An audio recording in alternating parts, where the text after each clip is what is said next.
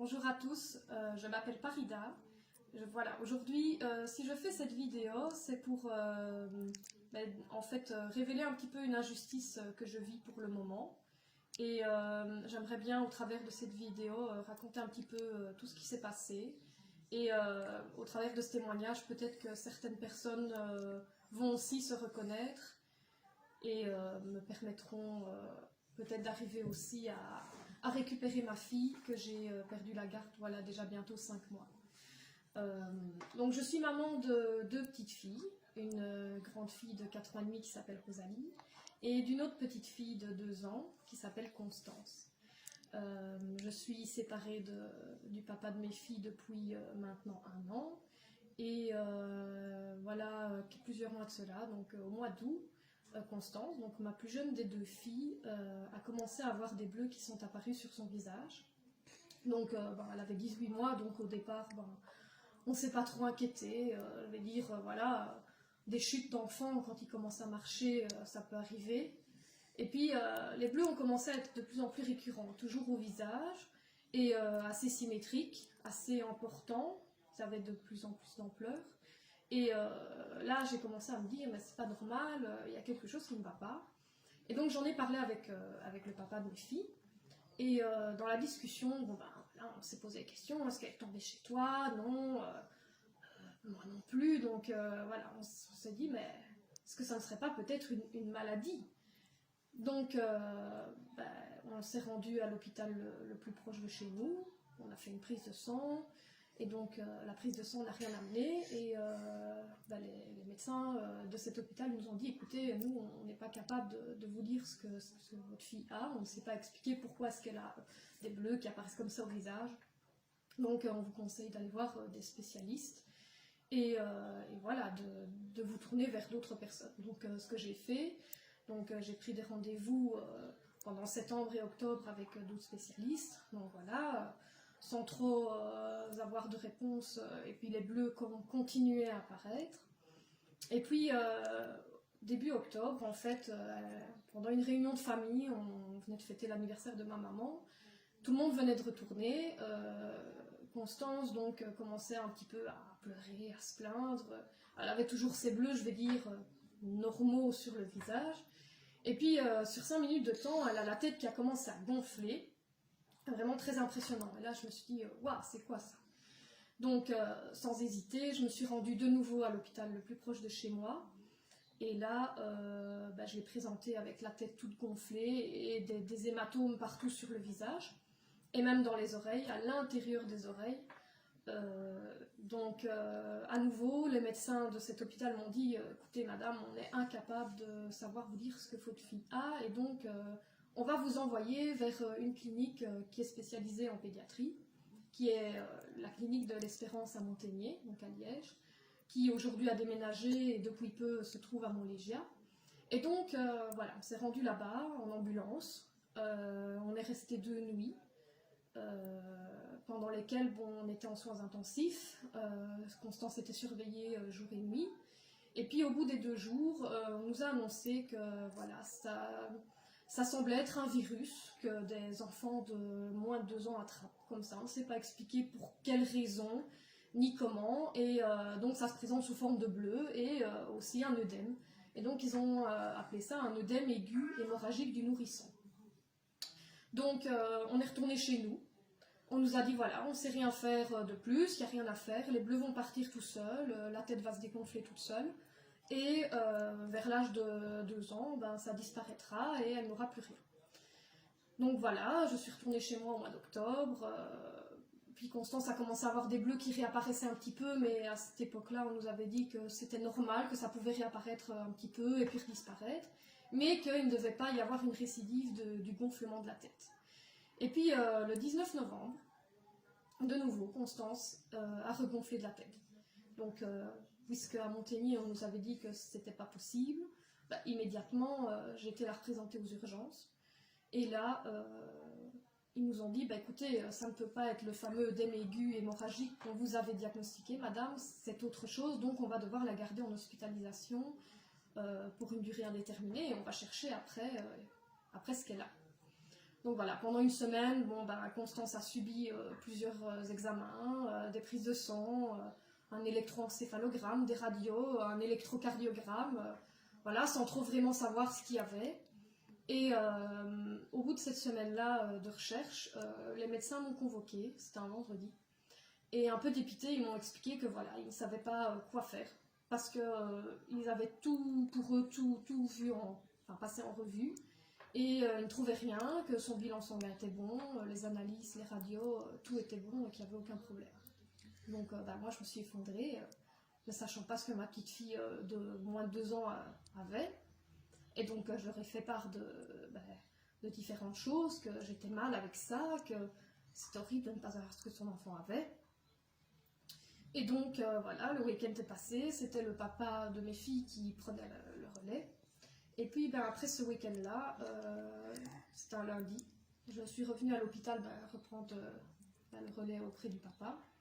Et donc il y a des nouveaux médecins que je ne connaissais pas qui sont venus se présenter. Et là ils m'ont dit, ben voilà, nous sommes de la cellule SOS Famille de l'hôpital. Et voilà, vous allez être prise en charge par notre équipe parce que, étant donné que les médecins de Monténier ont fait tout ce qu'ils pouvaient au niveau médical, nous sommes arrivés au diagnostic suivant qui n'est plus que de la maltraitance. Donc là, on se sent mal, on se dit mais qu'est-ce qu'on a fait? C'est un cauchemar, on va se réveiller, c'est pas possible. Et finalement, on se rend compte que non, ils sont vraiment sérieux et que... Alors on nous explique aussi que voilà, on ne peut pas partir de l'hôpital, enfin en tout cas que rien ne nous empêche de partir, mais qu'en tout cas eux seront obligés de faire un signalement au parquet. Donc ça m'aurait créé plus de problèmes que cela ne pourrait déjà avoir. Donc on est resté en quelque sorte bien sagement à l'hôpital. Donc on nous a expliqué que voilà, les psychologues, assistantes sociales, différentes personnes allaient nous recevoir et qu'ils allaient faire un bilan pour essayer d'éclaircir un petit peu la situation et de voir exactement qui était l'auteur des faits. Donc pour eux, il y avait un auteur des faits, on ne savait pas déterminer qui, mais il y avait quelqu'un. Et donc pendant 3 semaines, on a été interrogés seuls ou alors avec le papa ensemble par l'équipe de SOS Famille de Monténier. Et donc durant ces 3 semaines, on cherchait encore un petit peu, mais sans vraiment essayer de trouver des réponses à nos questions de parents. Et donc, ils étaient vraiment braqués sur la maltraitance. Donc, pour eux, à chaque fois que j'apportais un problème, bon, je me renseignais sur Internet. Je me dis, c'est pas possible. Moi, je savais bien qu'au fond de moi-même, il ne s'était rien passé, c'était pas de la maltraitance. Donc, je cherchais vraiment à trouver une réponse médicale. Donc, j'avais été un peu voir sur Internet s'il n'y avait pas des maladies rares qui existaient, qui faisaient gonfler la tête, etc. Donc, je leur avais parlé de l'angio-œdème, qui est une maladie où la tête ou une partie du corps gonfle subitement. On m'a dit que non. J'ai même parlé de voir si c'était pas la prise du Nurofen qui faisait que la tête gonflait. On a fait un test avec le Nurofen, ça n'a pas marché, donc ce n'était pas ça. Et j'avais même parlé de voir si effectivement l'œdème aigu hémorragique, donc ce qu'ils avaient diagnostiqué au mois d'octobre à Constance, ne pouvait pas récidiver. Et là on m'a répondu non madame, ce n'est pas possible, c'est comme la varicelle, ça ne se reproduit pas une deuxième fois. Et donc là je me suis dit c'est terminé, ils ne cherchent pas une autre solution et pour eux ce n'est que de la maltraitance. Donc au bout des 3 semaines, ils ont rendu leur bilan. Alors il y avait encore une IRM de prévue le 18 décembre, ils ont rendu leur bilan 3-4 jours avant que l'IRM soit faite. Et je leur ai demandé pourquoi est-ce que vous rendez déjà votre bilan alors que l'IRM n'est pas encore faite et qu'on n'a pas encore de résultats. Et on m'a répondu, mais de toute façon madame, même si on fait l'IRM, on ne trouvera rien. Voilà. Donc ils avaient fermé toutes les portes. Et ils ont même terminé par dire que s'ils devaient parler en chiffres, que pour eux c'était 1% de médical et 99% de maltraitance. Donc voilà, donc on nous a annoncé que pour eux le travail était terminé, que Constance allait quitter l'hôpital et qu'il fallait trouver une famille d'accueil, ou en tout cas qu'eux allaient passer le relais au SAJ de notre région, et donc Constance serait placée dans une famille d'accueil et qu'elle ne reviendrait pas à la maison. Donc par chance, nous avons pu avoir des membres de la famille proche de mon ex-compagnon et moi qui se sont proposés de prendre Constance à la maison en tant que famille d'accueil. Et donc le 21 décembre, elle a quitté l'hôpital donc avec sa famille d'accueil. Et le rapport a été envoyé à l'équipe du SAJ de ma région, qui a pris le relais et voilà, qui nous a convoqués, qui nous a expliqué que voilà, bon ben, il y avait suspicion de maltraitance, qu'il fallait éclaircir l'histoire, et donc en attendant, ben, Constance allait rester un moment dans sa famille d'accueil et ne pouvait plus avoir de contact, ou très peu en tout cas avec nous pour l'instant, le temps d'éclaircir l'histoire.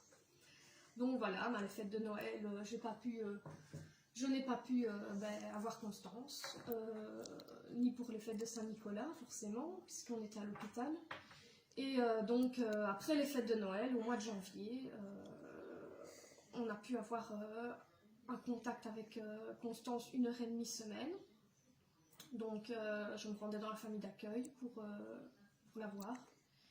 Et puis j'avais fait une demande moi aussi pour pouvoir la prendre le mercredi après-midi, étant donné que je suis enseignante. Bon, j'avais la possibilité de ne pas travailler le mercredi après-midi, donc j'avais fait une demande au SHI. Bon, forcément, toutes ces demandes-là prennent du temps, donc forcément, le temps de faire la demande, que ça soit analysé, etc. Ça m'a été refusé, donc on était vers la fin janvier. Et quand j'ai demandé pour quelle raison ça a été refusé, on m'a répondu, mais en fait, dans le rapport de SOS Famille, madame, il est écrit que les bleus ne sont apparus que chez vous, et que vous êtes une personne froide et distante avec votre fille, et c'était écrit noir sur blanc.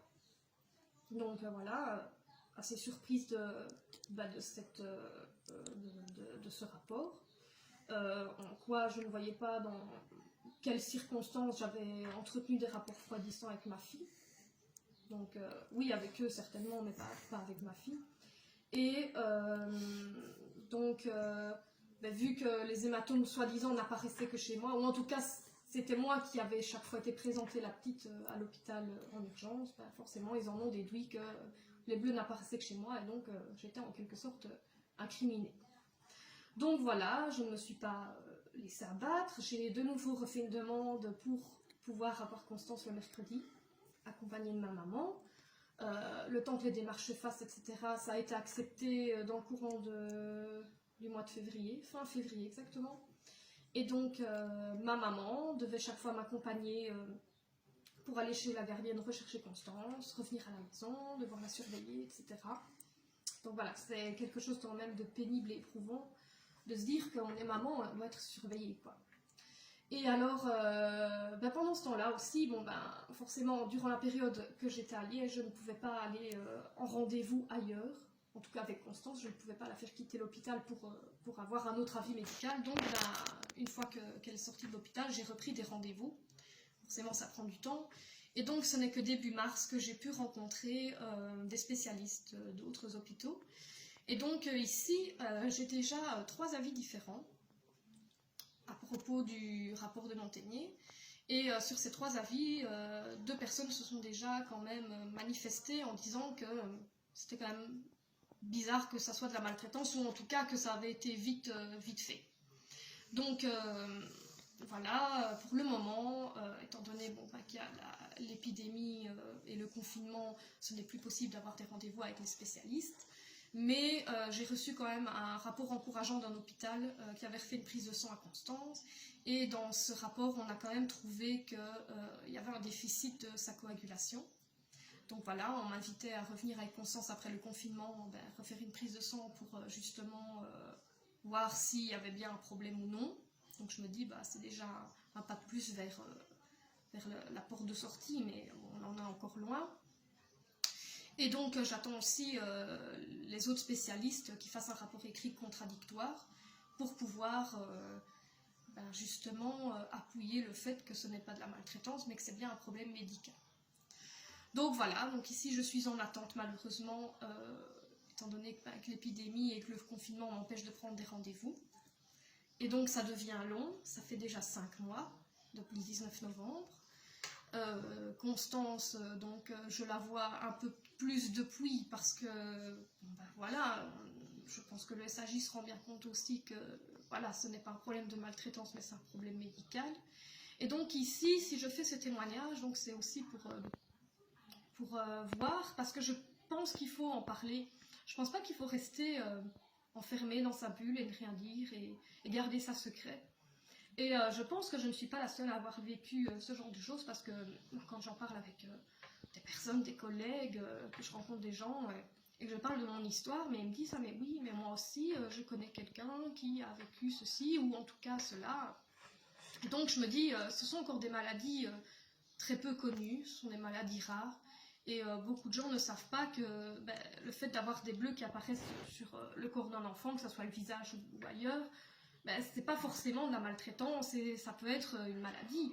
Et toutes ces maladies rares et orphelines ne sont pas connues, et on a vite fait de nous cataloguer, de nous mettre une étiquette sur le dos.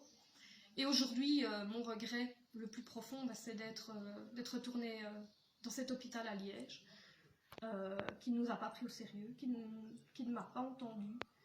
Et voilà, si je fais aujourd'hui ce témoignage, c'est pour être entendue. J'ai appelé les médias, la presse, télévision, radio. Tous ont été un peu sourds à mon appel. Et donc ici, voilà, je le fais moi-même, en espérant que ça fasse réagir certaines personnes. Peut-être que des personnes qui n'osaient pas en parler vont peut-être en parler. Surtout, faites-le, battez-vous, c'est important. Et sachez que vous n'êtes pas tout seul. Voilà, c'est tout ce que je voulais dire. Et je vous remercie beaucoup d'avoir écouté cette vidéo jusqu'au bout. Et si vous voulez bien me rendre service, c'est simplement de la partager. Merci.